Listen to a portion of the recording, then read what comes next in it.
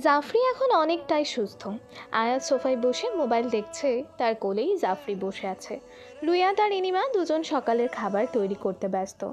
মায়া চৌধুরীও তাদের কাছে রয়েছেন। ফজলুল চৌধুরী এখনও ঘুমাচ্ছে। আরহাম ঘুমের কারণে ঢুলতে ঢুলতে এসে আয়াজের পাশে বসেছে। তাকে দেখে এমন মনে হচ্ছে যেন কত রাত ঘুমায়নি। আয়াজ একবার আরহামের দিকে তাকিয়ে আবারও মোবাইল নজর দিয়েছে। আয়াজ, ইকরামুলের নাকি অ্যাক্সিডেন্ট হয়েছে? আরহামের এরূপ কথায় আয়াজ তার দিকে ভ্রু কুঁচকে তাকায়। তুমি জানো কিভাবে? টেবিল থেকে এক গ্লাস পানি নিয়ে আরহাম আবারও আগের জায়গায় আসে। এত সিরিয়াস অবস্থা করেছিস কেন? আদৌ বাঁচবে তো? বাহিরের মানুষরা যদি জানে তুই এমন করেছিস তাহলে এইবারে এমপি পদের নমিনেশন দিবে না তোকে। তাচ্ছিল্য হাসে আয়াজ। এটা তো কিছুই না, সামনে আরো অনেক কিছু বাকি আছে। তুমি শুধু দেখতে থাকো। আর নমিনেশন, সেটা আমি পেয়ে গিয়েছি। এত বোকা মনে করেছো আমায়? ভাইয়ের কথায় অবাক আরহাম উৎসুক স্বরে বলে। তোর মাথায় এত বুদ্ধি আসে কোথায় থেকে? উত্তর না দিয়ে আয়াজ সোফায় মাথা হেলিয়ে দেয়। আর এদিকে উত্তরের আশায় আরহাম তাকিয়ে আছে। একসময় আরহাম উত্তর না পেয়ে ভেঙচি দিল, কিন্তু আয়াজ কোনো রকম ভ্রুক্ষেপ করল না। দেবর সাহেব আর জাফরির বাবা, তোমরা এসে নাস্তা করো, আর ডাকতে পারবো না কিন্তু। ইনিমার একপাশে রুইয়াত দাঁড়িয়ে, জাফরিকে আয়াজ খাইয়ে দিচ্ছে। সেদিকটাই তাকিয়ে আছে রুইয়াত।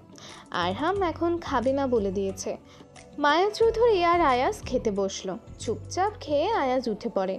হাত ধোয়ার সময় একবার রুইয়াতের দিকে নজর পড়ে তার। রুইয়াত আর ইনিমা পরে নাস্তা করে নেয়। আরহামের জন্য অপেক্ষা করেনি ইনিমা। তার শরীরের যে কন্ডিশন, টাইম টু টাইম খাবার খেতে হয়। মাত্রই কয়েক মাস হয়েছে, এখনই এই অবস্থা। পরে তো আরও কত কিছু বাকি আছে। জাফরির অসুস্থতার জন্য ইনিমা তার নিজের যত্ন ঠিক করে নিতে পারেনি। তার কারণে শরীরটা ইদানিং খুব খারাপ লাগছে। আয়াজ ড্রয়ার থেকে কিছু গুরুত্বপূর্ণ কাগজ বের করছে। একটু পর সে তার গন্তব্যের উদ্দেশ্যে রওনা দিবে। রুইয়াত রুমে আসে। আয়াজ এখন বেডে বসে কাগজগুলো এক একটা করে চেক করে নিচ্ছে। অফিসে যাবেন না? কাগজগুলো আয়াজ একটা ব্যাগে রেখে দিল। আয়নার সামনে এসে চুল ঠিক করছে সে। আজ অফিস নেই। চকিত নজরে তাকায় রুইয়াত এমপি সাহেবের দিকে। যাবেন না তাহলে আজ? আয়াজ রুইয়াতের সামনে এসে দাঁড়ায়, কোমর জড়িয়ে ধরে। কেঁপে ওঠে মেয়েটি। বারবার বারণ করার পরও কেঁপে ওঠে। এমন স্পর্শ তো সহ্য হয় না হুটহাট। রুইয়াতের কাণ্ডে আয়াজ একটু চেপে ধরে, ভ্রু কুচকে তাকায় জড়িয়ে ধরা মেয়েটার দিকে। তুমি চাও আমি বাসায় থাকি? রুইয়াত এক হাত আয়াজের বুকে রাখে। আপনার কাজ আছে, আমি চাই না আমার জন্য আপনার কাজের কিছু হোক। তুমি বললে আমি সব কাজ ফেলে দিতে রাজি প্রেয়সী। আয়াজে শুধু তুমি হলেই চলবে। রুইয়াতের দু গালে হাত রাখে আয়াজ। চোখ বন্ধ করে আছে মেয়েটা। অতঃপর আয়াজ রুইয়াতকে শক্ত করে জড়িয়ে ধরল। প্রেয়সীর ঘাড়ে মুখ বুঝে। প্রত্যেকটা নিঃশ্বাস উপচে পড়ছে ঘাড়ে। রুইয়াত এক হাত দিয়ে আয়াজের পাঞ্জাবি খামচে ধরে। থাকবো বাসায়? নরম স্বরে আয়াজ কথাটি বলে। রুইয়াতের বুক কেঁপে ওঠে। শরীরের প্রতিটি অঙ্গ বারবার কেঁপে উঠছে। চেয়েও কথা বলতে পারছে না। আয়াজ রুইয়াতকে ছেড়ে দেয়। দ্রুত নিঃশ্বাস ওঠানামা করছে প্রেয়সীর। হাসে ভয়ঙ্কর প্রেমিক পুরুষ। এইটুকুতেই এই অবস্থা। আবারও রুইয়াতের গালে হাত রাখে। আরেক হাত পিঠে রেখে তাদের মাঝে দূরত্ব ঘুচিয়ে দেয়। আর কাঁপতে হবে না, আমি আসছি। বাসায় এসে যতবার কেঁপেছো ততবারের হিসাব নেব। শাস্তি তুলে রাখলাম। দ্রুত পায়ে হেঁটে আয়াজ বের হয়ে আসলো রুম থেকে। বুকে হাত চেপে দাঁড়িয়ে আছে রুইয়াত। মানুষটা আশেপাশে থাকলে সব কিছুই ঘোলাটে লাগে রুইয়াতের। কিছু না কিছু করেই ছাড়বে। রুইয়াত একবার বেডের দিকে তাকায়। অনেকগুলো কাগজ অগোছালো করে রেখে গিয়েছে আয়াজ। সেগুলো গুছিয়ে নিচে আসে। আয়াজ চলে গিয়েছে অনেকক্ষণ হয়েছে। ফজলুল চৌধুরী এক এলাহি কাণ্ড বাঁধিয়ে ফেলেছেন। আজ তিনি আর আরহাম কেউই আজ কোথাও যাবেন না বলে দিয়েছেন। অনেক বড় একটা কেক নিয়ে আসে। রুইয়াতের হাতে আরহাম কেকটা দিল। সেই শুধু বোকার মতন চেয়ে আছে। মায়া চৌধুরী আসে নিচে। ইনিমা আসেনি এখনও। আজ মূলত আরহাম আর ইনিমার ৬ষ্ঠতম বিবাহবার্ষিকী। রুইয়াত অধর কাঁধে। কীভাবে যেন আজকের তারিখটা ভুলে গিয়েছে। ইনিমা নিচে আসে। আরহামের কাণ্ডে রাগ উঠছে তার, খুব বিরক্ত লাগছে এসব। তবুও শ্বশুর শাশুড়ির সামনে হাসি মুখে দাঁড়িয়ে আছে ইনিমা। মায়া চৌধুরী আর ফজলুল চৌধুরী বেশ খুশি। মায়া চৌধুরী বলেই দিয়েছেন আজ তিনি সব রান্না করবেন। দু বউয়ের ছুটি আজ, যদিও দুজন পাশে পাশে থেকেছে। রুমে এসে ইনিমা মুখটা বেজার করে রেখেছে, তার এসব কিছুই ভালো লাগছে না। আরহামকে মনে মনে শত গালি দিয়ে চলেছে। সভায় আজ গুরুত্বপূর্ণ মিটিং চলছে। একটু পরে রাজনৈতিক মিছিলে আয়াজ যোগ দেবে। মিটিং অলরেডি শেষের পথে। ইউনিয়ন পরিষদের চেয়ারম্যান শামসুজ্জামান অভিযোগ তুলেছেন, কেন বারবার আক্রমণ আসছে এত বড় নেতাদের ওপর। সবার মাঝখানে একমাত্র আয়াজই মিটিমিটি করে হাসছে আড়ালে। বাহির থেকে আয়াজ আসছে, সব ছেলেগুলো এসে পড়েছে যারা আজ আয়াজের সঙ্গ দিবে। আয়াজ উঠে দাঁড়ায়। এসব মিটিং কাল করব, মীমাংসা কাল করা হবে, আর আপনাদের সকল প্রশ্নের উত্তর দিবে ইকরামুল তাহের। উনি সুস্থ হোক। আমার মিছিলে আপনারাও সামিল হবেন, চলুন। সবাই আয়াজের সাথে চলল। শামসুজ্জামান থতমত গেল, কখনো আয়াজের কাছ থেকে যথাযথ একটা উত্তরও পেল না। যাই সবার মধ্যে টুকটাক কথা বলতে পারে আয়াজের সাথে, একাকী থাকলে কখনো কথা বলার সাহস হয় না। শামসুজ্জামান নিজের শার্টের কলার ঠিক করলেন, অতঃপর রওনা হলেন মিছিলের উদ্দেশ্যে। সামনেই ইলেকশন, এটা নিয়ে ব্যস্ত আয়াজ। ইলেকশনের আগে প্রচারের কাজটা খুব দরকার। মাঝে মাঝে মিছিলে আয়াজ যোগ দেয়, আর বেশিরভাগ সময় ছাত্রলীগের ছেলেরা বা চেয়ারম্যান কাউন্সিলর মিছিল করে। আজ আয়াজ করছে। কয়েক মিনিট যাবৎ ইনিমা দুঃখী দুঃখী মুখ করে বসে আছে। সে কোনো মতেই শাড়ি পরবে না, এসব বিরক্ত লাগছে তার। আরহামকে তো আনলিমিটেড গালি দিয়েই চলছে। রুয়াদ চুপচাপ বসে আছে। জাফরিও তার মিম্মির কোলে চুপটি মেরে বসেছে। মায়ের রাগের সময় সে কোনো কথা বললেই পিঠে কয়েকটা পড়ে তার। আপু ভাইয়া যেহেতু বলেছে তাহলে একটু পরো না শাড়ি। ইনিমার শরীর দুর্বল, আর আরহামের এমন পাগলামো সহ্য হচ্ছে না একদমই। জানিস আমার কত খারাপ লাগছে। আরহাম কি এসব বোঝে? মানছি আমাদের বিবাহবার্ষিকী, সে কি চোখে দেখে না আমি কত অসুস্থ, জ্ঞানহীন মানুষ কোথাকার। এ সময় প্রচুর মুড সুইং হয়। ইনিমাই বলেছে তাকে, একবার ভালো লাগবে তো আবার খারাপ লাগবে। কিন্তু আরহাম তো শখ করেই এনেছে। হয়তো এখন ছোটোখাটো আয়োজন করাতে রাগ লাগছে, আবার না করলেও ইনিমার মন খারাপ হয়ে যাবে, এই ভেবে আরহাম ছোট্ট একটা আয়োজনের ব্যবস্থা করেছে। আপু 5 মিনিটের জন্য পড়ো, ভাইয়া কত খুশি হয়ে করছে এসব, মানুষটা কষ্ট পাবে তো। আচ্ছা আমি তোমায় হেল্প করি, কী কালার শাড়ি পরবে বলো, আমি বের করে দিচ্ছি। মন শান্ত হয় ইনিমার। উঠে আলমিরা থেকে কালো রঙের শাড়ি বের করে। আরহাম চেয়েছে শাড়ি পরতে, তাই পরছে। রুইয়া টুকিটাকি সহযোগিতা করছে ইনিমাকে। শাড়ি পরে যেন আরও অস্থির লাগছে তার। নিজ ইচ্ছাতে ইনিমা হালকা সাজে, এই বলেছে শাড়ি পরবে না, আবার এখন সেজেছেও। রুইয়াত মুচকি হাসছে। বোনের এমন কাণ্ড মজাই লাগছে তার। আপু আমি একটু রুমে যাচ্ছি জাফরিকে নিয়ে। পিছন ফিরে বোনের দিকে তাকায় ইনিমা। কেন? একটু তোমার দেবরকে কল দিবে, আসছে না যে। ও আচ্ছা যা। রুইয়াত আর জাফরি রুমে আসে। সবেমাত্র রাত 8টা বাজতে চলল। কাল তো এসেছিল অনেক রাত করে, আজকে আসবে এত তাড়াতাড়ি? রুইয়াত কিছুক্ষণ ভাবলো, কল দিবে নাকি দিবে না। জাফরি তোমার চাচুকে এখন কল দিলে সে কি রেগে যাবে? বাচ্চা মেয়ে কি বোঝে, মাথা নাড়ালো। তবুও একটু আধটু সাহস পেল রুইয়াত। আয়াসের নাম্বারে কল দিল, কিন্তু ধরলো না, উল্টো কেটে দিল। রুইয়াতের মন খারাপ হয়ে গিয়েছে। নিচে আয়াজের কণ্ঠস্বর শুনতে পেল রুইয়াত। তবে কি আয়াজ এসেছে? আরহাম যেন তার সাথেই কথা বলছে। রুইয়াত অবাক হয়ে জাফরির দিকে তাকায়। আয়াজের পিঠে হালকা থাপ্পড় মারে আরহাম। হাতে তার কিছু ব্যাগ, আর মুখে হাসি। এত কিছুর দরকার ছিল না ছোট ভাই। ভ্রুকুচকে ভাইয়ের পানে চায় আয়াজ। এগুলো পেয়ে খুশি হয়েছে আরহাম, এমনটা বলছে খুব ভালো করে বুঝে গিয়েছে সে। নাটক বন্ধ করো, তোমার কাহিনী আমি বুঝি না বলছো। আরহাম হাসে। মায়া চৌধুরীও হেসে উঠলেন দুই ছেলের খুনসুটি দেখে। অবশ্য আরহামের এসব কথা বলতে ভালোই লাগে। সে বলে মজা করে, অথচ তার ভাই শুধু শুধু রেগে যায়। রুইয়াত নিচে আসে। আয়াজ একবার তার প্রেয়সীকে দেখে নেয়। চোখের শান্তি তার প্রেয়সীর মুখখানা। আয়াজ যা বাবা, ফ্রেশ হয়ে আয়। গম্ভীর মুখে আয়াজ বলে। বাবা কোথায়? এসব অনুষ্ঠান শেষ হলে বাবা আর ভাইয়া আমার এক্সট্রা রুমে এসো। আরহাম মাথা নাড়ায়। মায়া চৌধুরী উত্তর দেয়, তোর বাবা বাসায়, রুমেই আছেন তিনি। আচ্ছা আমি বলে দিব।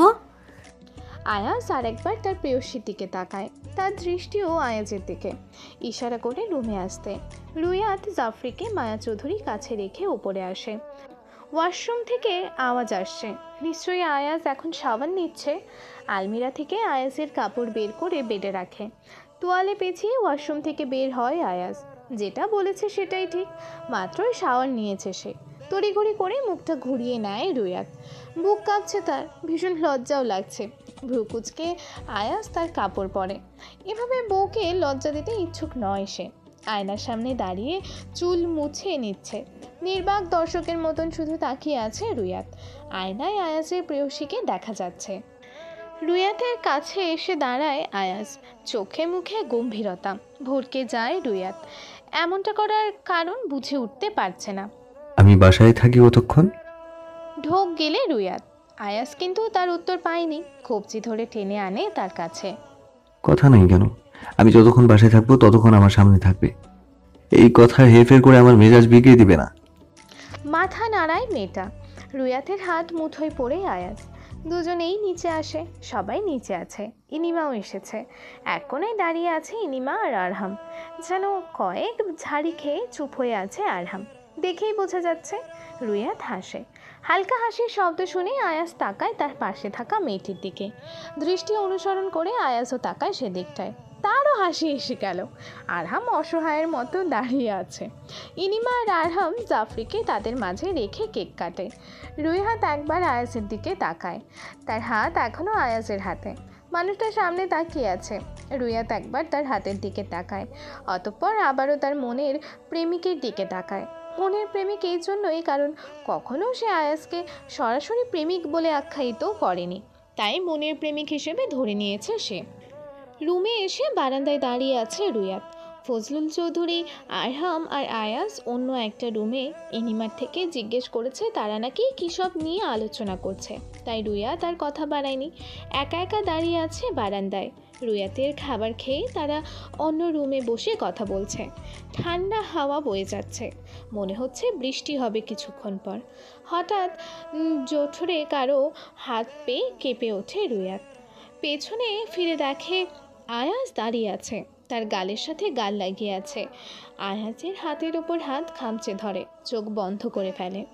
আমার জন্য অপেক্ষা করছো? মুখ দিয়ে কথা বলবে সে শক্তিও যেন নেই, তাও আমতামতা করে বলে, কখন এসেছেন রুমে? আওয়াজ শুনতে পাইনি যে। হালকা হেসে আয়াজ রুয়াতের ঘাড়ে তার অধর ছুঁয়ে দেয়। প্রেয়সী, কথা ঘুরাবার চেষ্টা করবে না। সকালে সেই কথাটা আমি ভুলিনি। রুয়াতকে ঘুরিয়ে তার সম্মুখে দাঁড় করায়, এক হাত গ্রিলে রাখে, অন্য হাত প্রেয়সীর কোমরে। এই তো এখনই যেন রুয়াতের শরীরের প্রতিটি অংশ ধসে পড়বে এমন ছোঁয়ায়। চোখ খুলেই কিছু বলতে যাবে, তার আগেই রুয়াতের অধর দখল করে নেয় আয়াজ। আয়াজের চুলে এক হাত রুয়াতের, অন্য হাত দিয়ে খামচে ধরে ঘাড়। ঠান্ডা হাওয়া বয়ে যাচ্ছে, শরীর জুড়িয়ে যায়। প্রেয়সীর শিরা উপশিরা কেঁপে উঠছে বারবার। কিছু সময়ের মধ্যেই বৃষ্টি শুরু হয়। আয়াজ ছেড়ে দেয় রুয়াতকে, রুয়াতের বাহুতে হাত রাখে। হাঁপিয়ে উঠেছে দুজনে। মাতাল ভরা কণ্ঠস্বর আয়াজের। রুয়াতের নেশা যেন তাকে তড়িৎ চুম্বকের মতো করে টানছে। যেও নিজেকে আজ সংযত রাখতে পারছে না, অনুভূতিরা যেন তীব্রভাবে হানা দিচ্ছে। বড্ড প্রেম পাচ্ছে প্রেয়সী, সকালে শাস্তি ভোগ করতে হবে এখন। রুয়াতকে কোলে তুলে নেয় আয়াজ, বেডে শুইয়ে দেয়, নিজের টি শার্ট খুলে সোফায় রাখে। চোখে মুখে খুশির ঝলক। রুয়াতের দুপাশে হাত রেখে অনেকটাই ঝুঁকে আসে। মারাত্মক রূপ যেন ভর করেছে রুয়াতের ওপর। নিঃশ্বাস উপচে পড়ছে রুয়াতের চোখে মুখে। লোকটিকে প্রত্যাখ্যান করার সাহস নেই তার। ভালোবাসায় মেতে ওঠে এমপি সাহেব। মৃদু শব্দ করে উঠছে মেয়েটা। চুপিসারে সায় দেয় রুয়াত। দুজনাই মত্ত। রুয়াতের চোখ থেকে সুখের পানি পড়তেই আয়াজ তা মুছে ফেলে। এটা নিত্যদিনের কাজ। ক্লান্ত হয়ে আয়াজ শুয়ে পড়েছে প্রেয়সীর বুকে। রুয়াত হাত রাখে প্রেমিকের পিঠ বরাবর। নিভু নিভু হয়ে আসছে আয়াজের চোখ। বেসামাল স্বরে বলে, তোমার সঙ্গ পেলে কেন দেহ শিউরে ওঠে বলো না প্রেয়সী। রুয়াতমা, আয়াজ উঠেনি এখনো? সোফায় বসে এনিমা আর রুয়াত একসাথে বসে কথা বলছিল। মায়া চৌধুরীর কথা শুনে মাথা তুলে তাকায় তার দিকে। দেয়াল ঘড়িতে একবার তাকালো, 11:30 বাজে। আয়াস কখনো এত সকাল পর্যন্ত ঘুমিয়ে থাকেনি। উঠে দাঁড়ায় রুয়াত। মা আসার সময় ওনাকে দেখেছিলাম ঘুমাচ্ছে। ভ্রু কুঁচকে এলো মায়া চৌধুরীর। এতক্ষণ ধরে ঘুমাচ্ছে? কাল রাতে তো ফজলুল চৌধুরী আর আরহামকে বলেছিল আজ প্রচারের কাজে বের হবে, তাহলে এতক্ষণ ঘুমাচ্ছে কেন? ওকে তুলে দাও, যাও। মাথা নেড়ে রুয়াত ওপরে চলে যায়। ফজলুল চৌধুরী এসে বসেছেন বাড়ির বড় বউয়ের পাশে। ইনিমা মুচকি হাসলো তার শ্বশুরকে দেখে। রুয়াত রুমে এসে দেখে আয়াজ উপর হয়ে ঘুমাচ্ছে। আয়াজের পিঠে হাত দিয়ে গলার আওয়াজ হালকা উঁচু করে বলে, শুনছেন? উঠুন। রুয়াতের কণ্ঠস্বর শুনে আয়াজ মাথা তুলে তাকায়। চোখগুলো একটু লাল হয়ে এসছে, সারা মুখে গম্ভীরতা।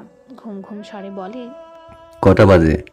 11টা বাজতে চললো। আসলে মা বলেছে আপনাকে ঘুম থেকে তুলে দিতে। আয়াজ তার এক হাত কপালে রাখে। এত সময় ঘুমিয়েছে? কাল রাতে তো একটুও ঘুমায়নি। রুয়াত উঠে আয়াজের পাঞ্জাবি বের করে দেয়। এখানে আসো রুয়াত। ধীর পায়ে রুয়াত আয়াজের সামনে দাঁড়ায়। জড়িয়ে ধরো একটু আমাকে। স্বাভাবিক কণ্ঠস্বর আয়াজের। রুয়াতও কিছু বলল না, আয়াজকে জড়িয়ে ধরে রেখেছে। প্রেয়সীকে বুকে জড়িয়ে ভালো লাগছে আয়াজের, অন্যরকম ভালো লাগা। রুয়াতকে কিছুক্ষণ জড়িয়ে ধরে রেখে ছেড়ে দেয় আবার। ওয়াশরুম থেকে ফ্রেশ হয়ে এসে দেখে রুয়াত রুমে নেই। মেয়েটাকে একদমই শান্ত ভেবেছিল আয়াজ, এখন দেখছে দুদণ্ড কোথাও শান্ত হয়ে থাকে না। কাল সুন্দর করে বলে দিয়েছিল যে আয়াজ যতক্ষণ বাসায় থাকবে ততক্ষণ তার চোখের সামনে থাকতে। কালকের কথা বোধহয় আজকের দিনটা শুরু হতে না হতেই ভুলে গিয়েছে। আয়াজ রুয়াতের নামিয়ে রাখা সাদা পাঞ্জাবি পরে নেয়, ওপরে কালো রঙের কোটি, হাতে ঘড়ি, চুলগুলো জেল দিয়ে সেট করে একদম পরিপাটি হয়ে নিচে আসে সে। সোফায় পায়ের উপর পা তুলে আরহাম মোবাইল দেখছে। তার গায়েও সাদা পাঞ্জাবি আর উপরে কালো রঙের কোটি। দু ভাই সেম সেম পড়েছে। রুয়াত টেবিলে নাস্তা এনে রাখার সময় একবার আয়াজ আর আরহামকে খেয়াল করে। এরা কি আজ শোক পালন করতে যাবে নাকি? মুচকি হাসি রুয়াত। আয়াজ দরজার সামনে দাঁড়িয়ে কথা বলছে, আর পাশে সোফায় আরহাম বসে। রুয়াত আবার ইনিমার কাছে আসে। রুয়াত এখনও জানে না যে তারা কোথায় যাচ্ছে, কিন্তু ইনিমাকে আরহাম বলেছে তারা আজ কোথায় যাবে। আয়াজ আর আরহাম একসাথে নাস্তা করে নেয়। ফজলুল চৌধুরী আর মায়া চৌধুরী ইনিমা রুয়াতের সাথে খেয়ে নিয়েছে। আয়াজের পাশে রুয়াত দাঁড়িয়ে আছে। দুই ছেলে আর বাবার তিনজনের একই রকমের পোশাক। রুয়াতের জানার কৌতূহল বেশ, কিন্তু সবার সামনে চুপ করে আছে। তারা আসলে যাবে কোথায়? মায়া চৌধুরী দুই ছেলের পিঠে হাত বুলিয়ে দিচ্ছেন। ফজলুল চৌধুরী দাঁড়িয়ে আছেন। প্রতিবার ইলেকশনের সময় একবার না একবার আয়াজের সাথে তারা দুজনও মিছিল বা বিভিন্ন সভায় যোগ দেয়। কাল এগুলো নিয়েই আলোচনা হয়েছিল। ফজলুল চৌধুরী ছেলের কথায় যান সব সময়, না হলে তার ছেলে আবার রাগ করে কথা বলা বন্ধ করে দেয়। কিন্তু আরহামকে রাজি করাতে আয়াজের কোনো কষ্ট করতে হয় না। রাজনীতির টুকটাক বিষয়ে সে জড়িত, যদিও কখনো এত মূল্য দিয়ে কাজ করেনি। মায়া, হয়েছে তোমাদের কিন্তু দেরি হয়ে যাচ্ছি। মায়া চৌধুরী সবার আড়ালে নিজের ওড়না দিয়ে চোখের অশ্রু মুছে নেয়। গতবার কি কাহিনীটাই না হলো? ছেলেকে এসব থেকে সরে আসার কথা বলতে পারবে না, যেন সে সাহসটুকু নেই তার। সাবধানে থেকো তোমরা। আর আব্রাম শোন, আয়াজের মাথা হুটহাট গরম হয়ে যায়, ওকে সামলে নিস।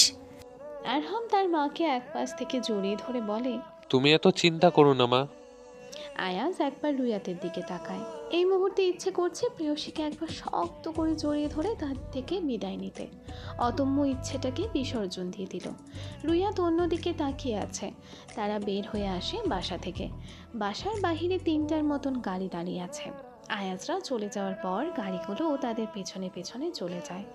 জাফরিকে ঘুম পাড়িয়ে ইনিমা রান্নার কাজে নিচে আসে। এসে দেখে রুয়াত একা একা সবজি কাটছে। ইনিমার আগমনে রুয়াত তার দিকে তাকায়। আপু, আজ ওনারা কোথায় গিয়েছে জানো কিছু? অবাক হয়ে ইনিমা রুয়াতের দিকটাই তাকালো। তুই জানিস না কিছু? দুদিকে মাথা নাড়ায় রুয়াত। ইনিমা বেশ অবাক হয়। আয়াজ কি কিছুই বলেনি রুয়াতকে? সামনে তো ইলেকশন, তাই তারা প্রচার করবে আজ। আয়াজ ওই ব্যাপারে তোকে কিছু বলেনি? রুয়াতের মন খারাপ হয়ে যায়। পরক্ষণেই মনে আসে আয়াজ জানে রুয়াত এসব পছন্দ করে না, তাই হয়তো বলেনি রুয়াতকে।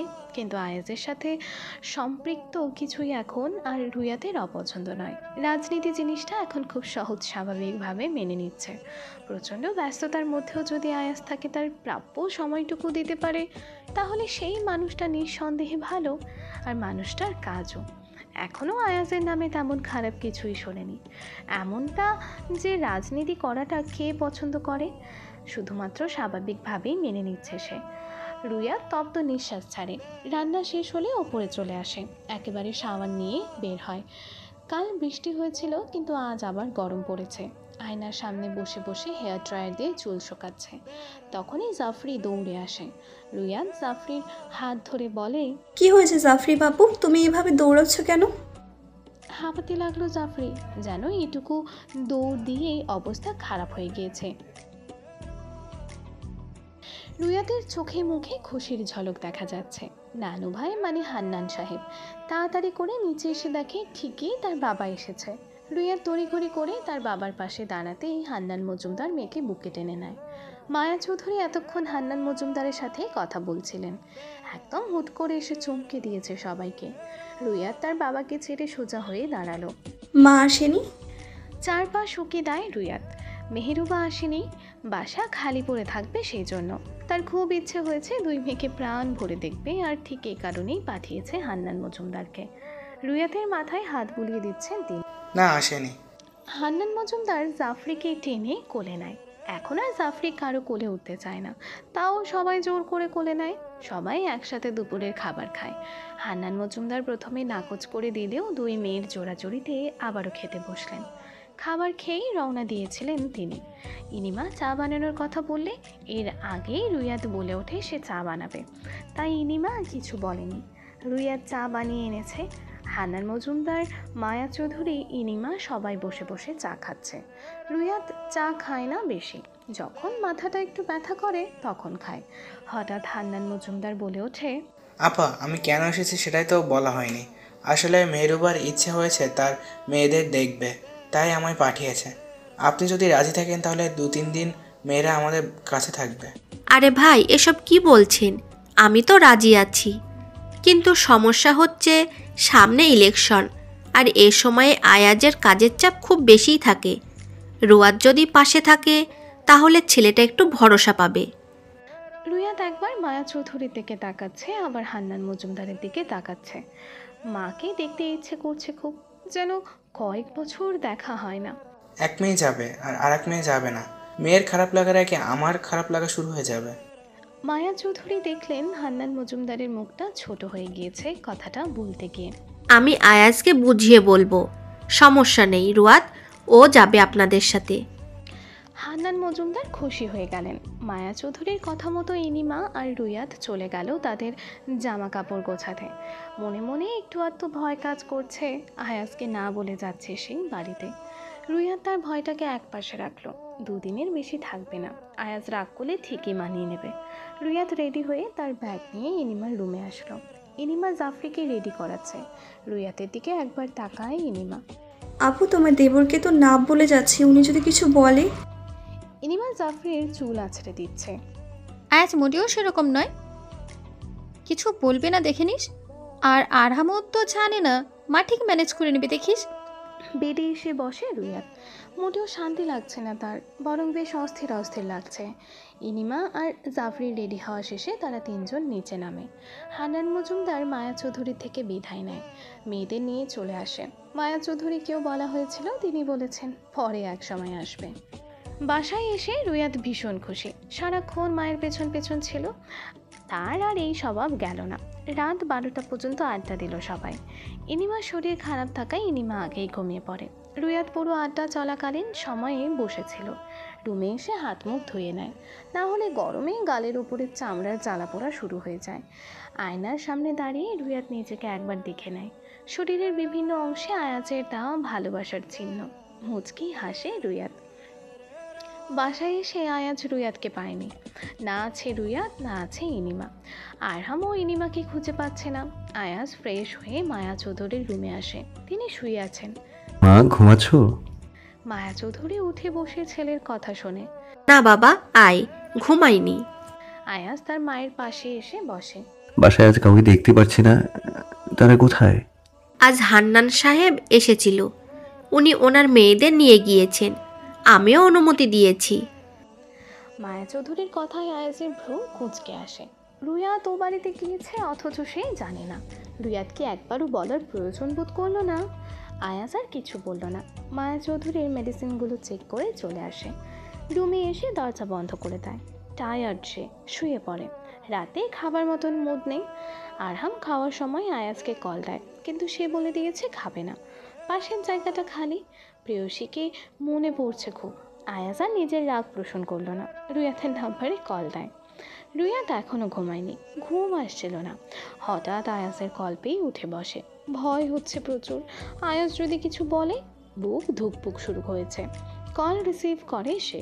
সাথে সাথে আয়াজের গম্ভীর মুখের কথা শুরু। তুমি যে গিয়েছো আমায় বলেছো, কল দেওয়ার প্রয়োজন মনে করোনি? ঢোক গেলে রুয়াত।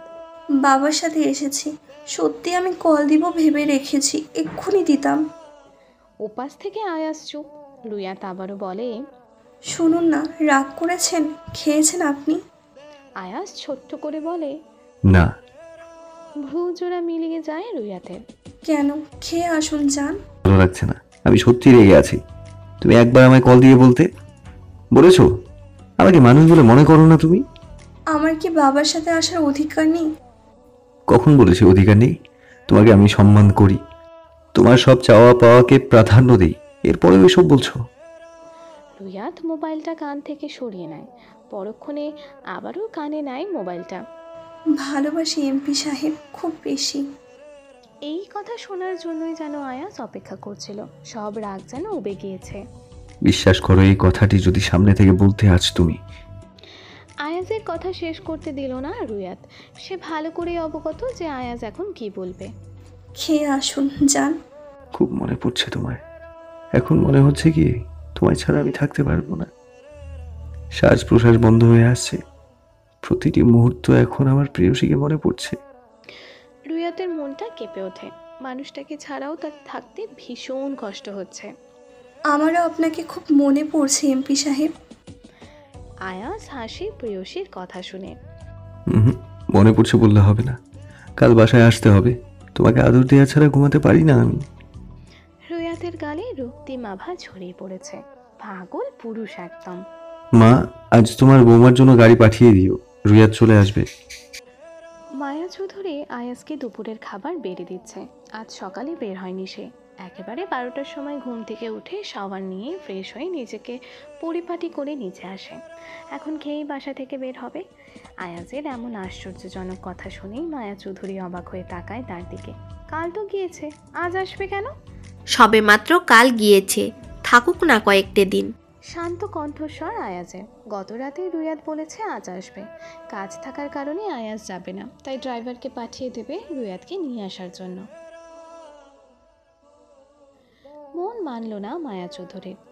দেখ বাবা, রোয়াত চলে আসবে, ইনিমা থেকে যাবে, মন খারাপ হবে তো তার। আর রোয়াতের মায়ের খুব ইচ্ছে হয়েছে মেয়েদের সাথে 2 দিন কাটাবে।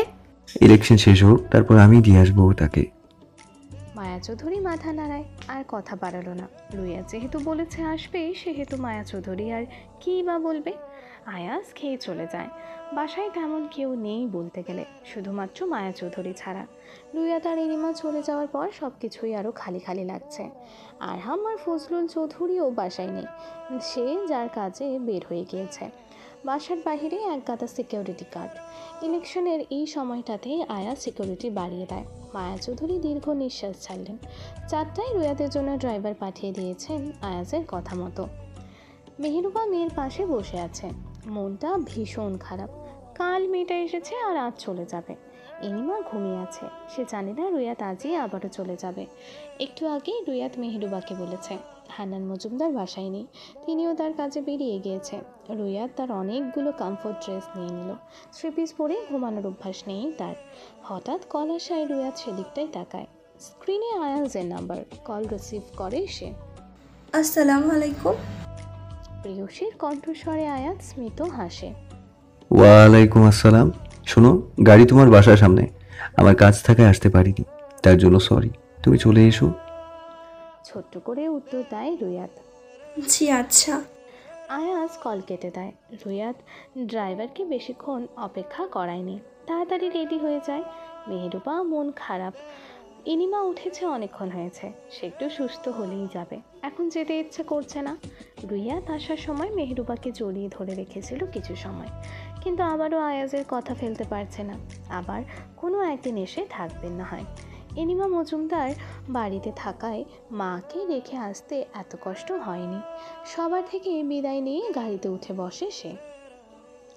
ইকরামুলের সব রহস্য ফাঁস হয়ে গিয়েছে, তার সব দোকানগুলো ভেঙে চুরমার করে দিয়েছে জনগণ। শুধু পুলিশ ইকরামুলের আশেপাশে থাকায় তাকে কোনো রকম আক্রমণ করতে পারেনি। এক গুরুত্বপূর্ণ সভায় উপস্থিত করা হয় ইকরামুল তাহেরকে, যেখানে রাজনীতিতে যোগ দেওয়া মানুষজন রয়েছে। ইকরামুল অসুস্থ থাকাকালীন সময়ে অনেক অভিযোগ এসে জমা হয় তার নামে। অবস্থা খুব বেশি ভালো নয়। আয়াজের অ্যাক্সিডেন্টের পেছনে যে ইকরামুলের হাত ছিল সেটাও সামনে এসেছে। সবার সামনে ইকরামুল সত্য যেটা সেটাই স্বীকার করে। মুহূর্তের মধ্যেই সব জায়গায় ছড়িয়ে পড়ে কথাটি। ইকরামুলের সাথে জড়িত সবাইকে পুলিশ হেফাজতে নিয়ে যায়। ক্ষিপ্ত হয়ে ওঠে জনগণ। বহু মানুষের টাকা পয়সা নিয়েছে। অনৈতিক কার্যকর্ম সবার আড়ালে চালিয়ে যাচ্ছিল। যখন সব সামনে আসে তখনই চারপাশের অবস্থা আরও বেশি জটিল হয়ে যায়। শেষ পর্যন্ত ইকরামুল পদত্যাগ করতে বাধ্য হয়। এমন নির্লজ্জ মানুষ রাজনীতি নামক এমন একটি জায়গায় না থাকাই ভালো। সভায় উচ্চস্বরে আয়াজ কথাটি বলে। ইকরামুল অসুস্থ থাকা অবস্থায় তাকে পুলিশ নিয়ে যায়। আয়াজ বের হয়ে আসে সভা ছেড়ে। মন খারাপ শুধু আজ একটি কারণেই হয়েছে। যখন ইকরামুল বলেছিল তার দলের সাথে আয়াজের দলে 2-3 জন অগোচরে ইকরামুলের হয়ে কাজ করেছিল। পুলিশ জিজ্ঞেস করেছিল আয়াজকে এদের মাফ করে দেবে কিনা।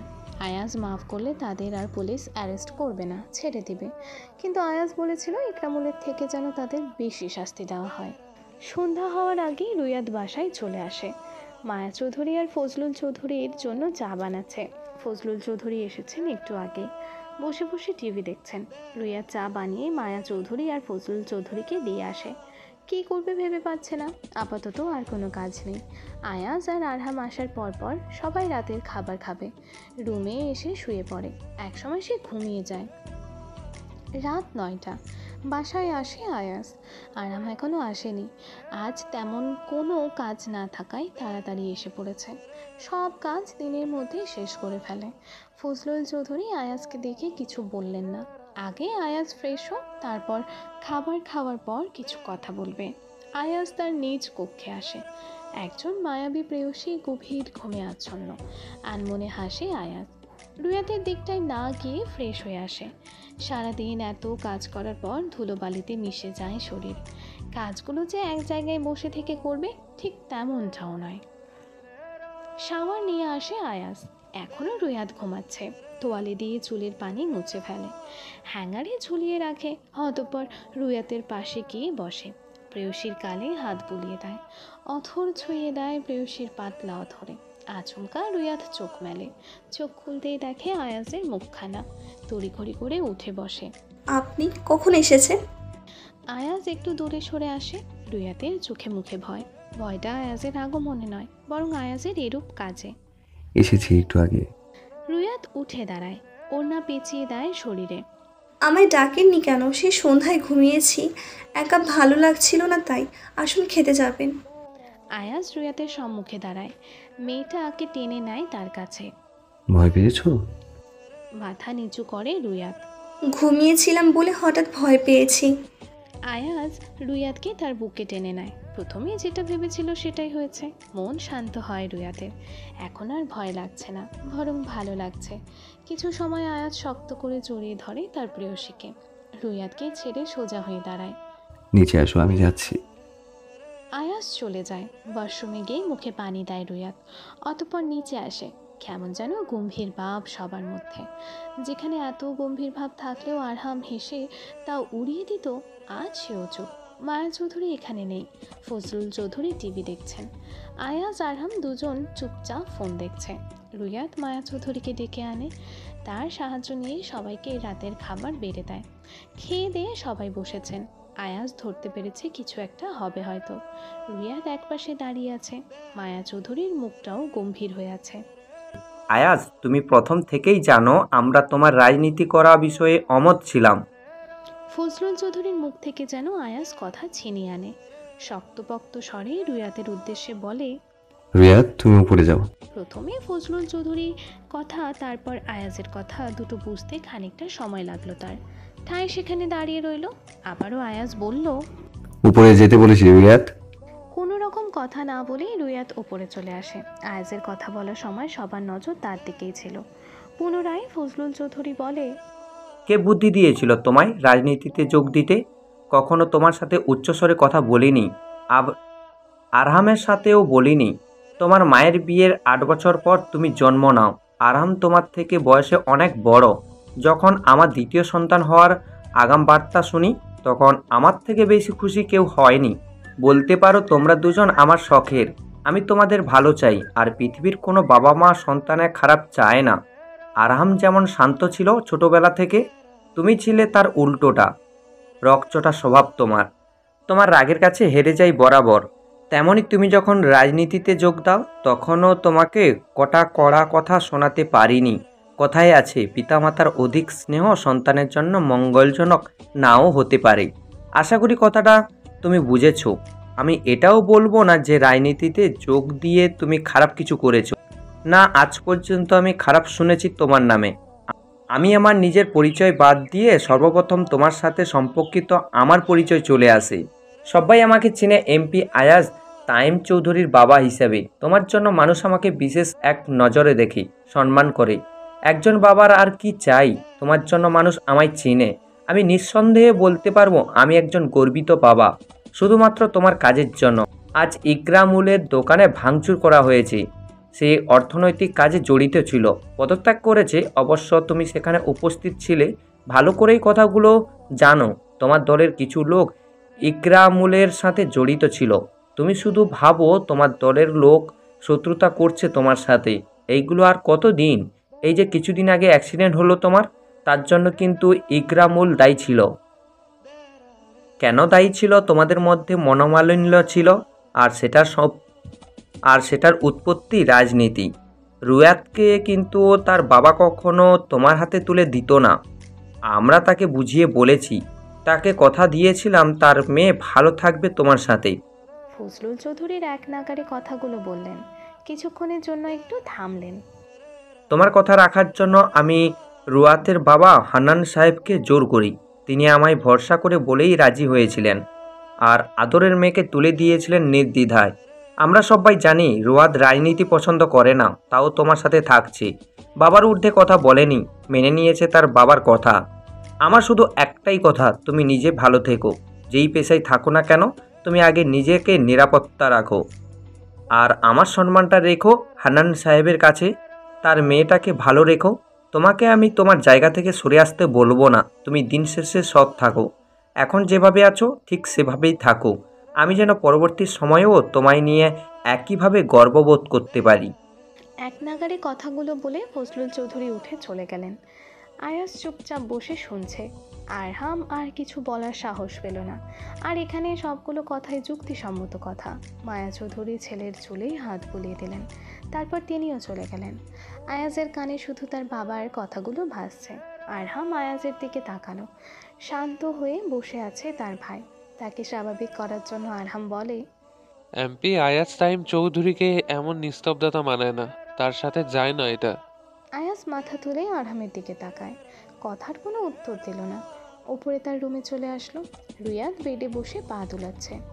আয়াজ রুয়াতের সামনে বারবার হাঁটু কেটে বসে পড়ল। কিছুটা অবাক হয় সে, উৎসুক দৃষ্টিতে চেয়ে আছে। আয়াজ রুয়াতের হাত ধরে শান্তস্বরে বলে, তুমি রাজনীতি পছন্দ করো না, অথচ আমি সেই জিনিসটার সাথেই জড়িত। আমি বলেছিলাম আমি মারা গেলেও আমি তোমাকে অক্ষত রেখে যাব। প্রতিনিয়ত চেষ্টা করব কথাটি রাখতে, বাকিটা আল্লাহর হাতে। কাল তোমায় কেন বলিনি আমরা কোথায় যাচ্ছি? আজ কেন আমাদের কথা বলার সময় তোমাকে উপরে পাঠিয়ে দিয়েছি জানো?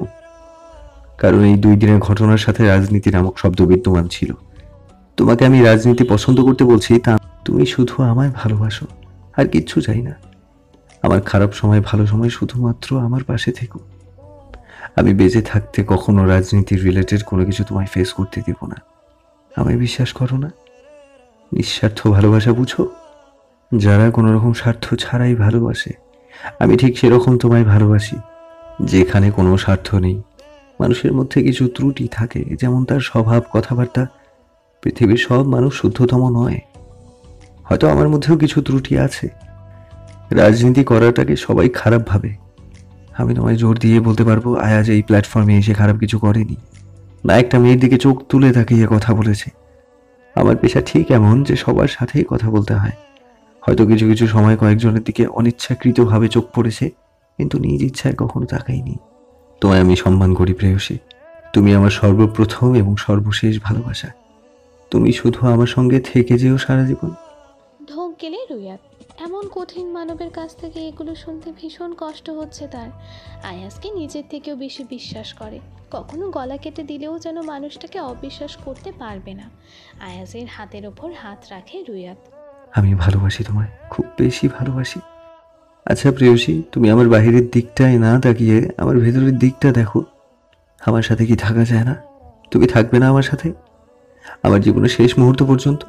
বলো না প্রেয়সী, তুমি শুধু আমার হয়ে থেকে যাও, আমি আর কিচ্ছু চাই না।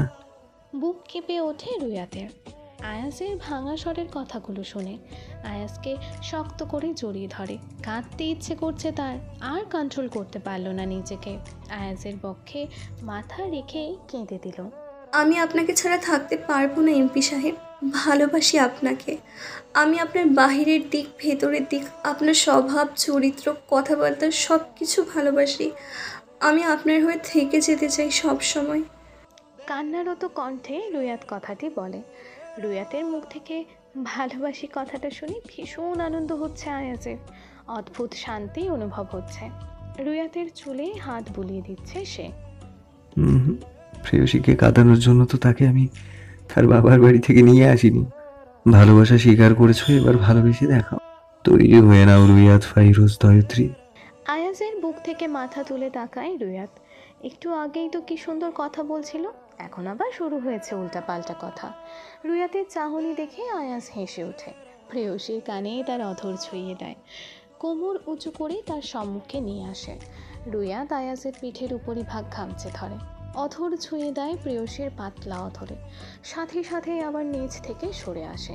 রুয়াতকে কোলে করে নিয়ে বেডে শুইয়ে আয়াজের হাত প্রেয়সীর বস্ত্রবিহীন জঠরে। রুয়াতের সেই পরিচিত স্বভাব আর গেল না। খেপে ওঠার সাথে সাথেই আয়াজের উন্মুক্ত বক্ষে মুখ লোকায়। সেই রুয়াতে মত্ত, আশেপাশে মনোযোগ নেই তার। পরিশেষে প্রেয়সীর ঘামতে থাকা গলায় মুখ ডুবিয়ে দেয়, অতঃপর হেসে বলে,